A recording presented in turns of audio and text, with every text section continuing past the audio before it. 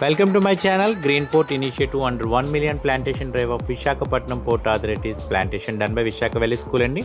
మార్చి 27న Saturday ఈ event అయితే గ్రాండ్గా జరిగింది యాక్టివిటీ అనేది. అయితే ప్రతి ఒక్క పేరెంట్స్కి అదేవిధంగా అక్కడ పార్టిసిపేట్ చేసిన ప్రతి ఒక్కరికి కూడా ఒక ప్లాంట్ని అయితే అందజేశారు.